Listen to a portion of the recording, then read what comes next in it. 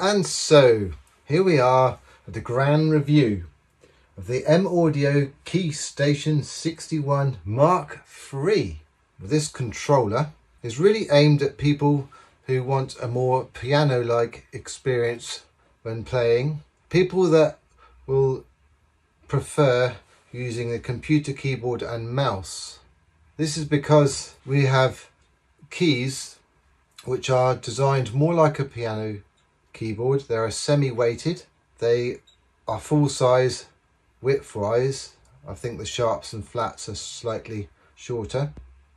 And they have the waterfall design where there's no gaps underneath the key. But there are some controls, of course. You need your pitch shifter, don't you? And you need your modulation wheels. So you've got those. And you need your octave shifters and a volume control. And they've chucked in some transport controls and start, stop and record. An essential for this is a sustain pedal. This is constructed to simulate a pedal on a piano, and it has the same feel in how it's sprung. However, it acts really more like a switch. There's no modulation.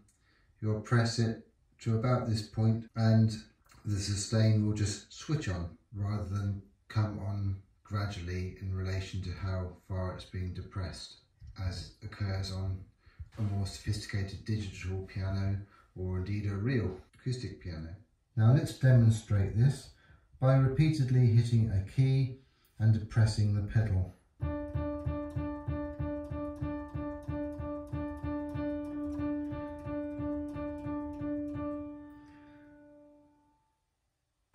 So this keyboard controller is really aimed at people that would be pianists most likely, but want to also control synth sounds. But it has no drum pads, so you'd either get a separate device or you choose another keyboard. I think M-Audio do the Oxygens. They have drum pads on them.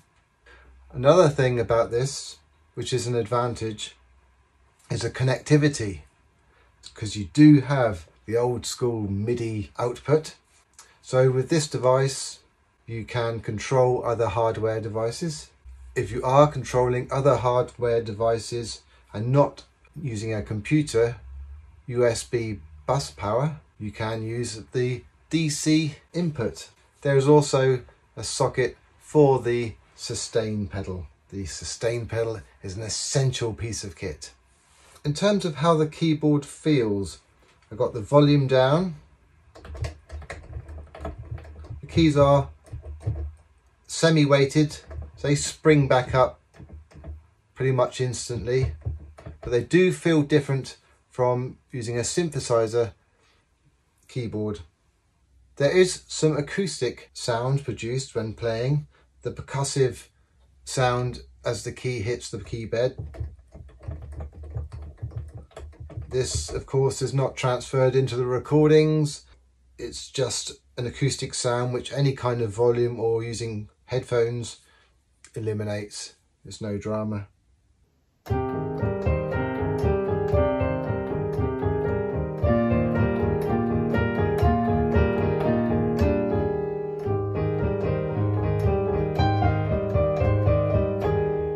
Now we can look at the key velocity sensitivity. This kind of thing can be controlled within your dial. But let's do some repeated keystrokes.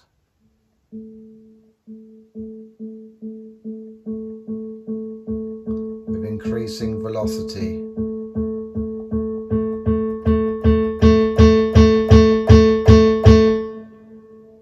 In terms of sounds, of course, that depends on your dial and your sound palette and your output devices.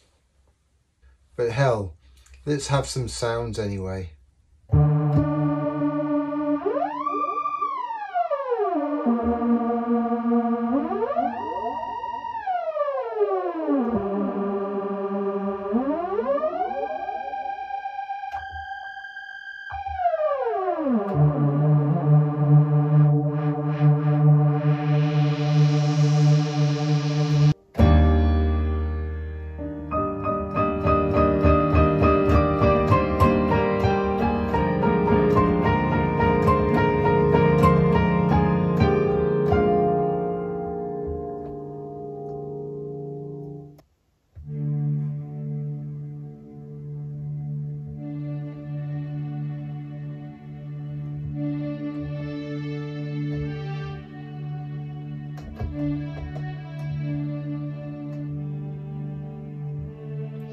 Of course, it all depends on your software, how good the actual sounds are.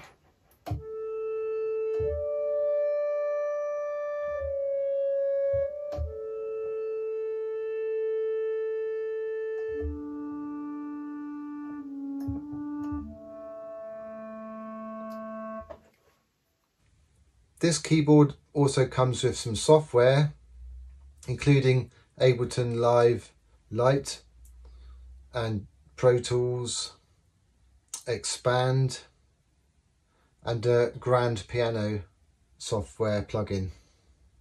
So there are instructions within the box telling you how to download these.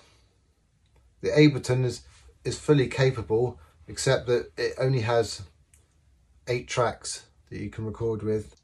Now, in terms of mapping this keyboard to software, it is less of an issue because the nature of this keyboard controller is such that you would end up using your computer keyboard and mouse owing to the lack of actual controls on the board here.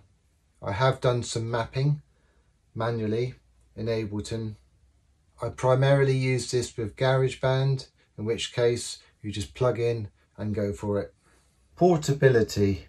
Yeah, 61 key, the additional width with the controls here. You could put it in a decent padded case and sling it over your back, jump on a bicycle and pedal off to do a session somewhere around your mate's home studio, and it'll be perfectly fine. It's really not very heavy, the weight of a bass guitar. Not very scientific just for me to say that, but it's the only thing I could think of looking around the room. I've not had this very long and have yet to see how the key stability fares over time, but we need to take into account how much this controller costs, which is around about £110, depending how you shop around. For that price, it's fantastic. I would say this controller is for somebody who's still happy to use their keyboard and mouse, who doesn't necessarily want drum pads on their controller, and somebody more particularly that wants a more piano-like feel. Now, this keyboard comes in an 88 version. This is the 61. I believe there is a 49 as well. In terms of value for money, it's very good, but of course the quality for budget, it's good for the money. I found reaching for the modulation and pitch and even the octave buttons a very intuitive move and easily able to do whilst playing with the right hand. Thank you for watching and do take care.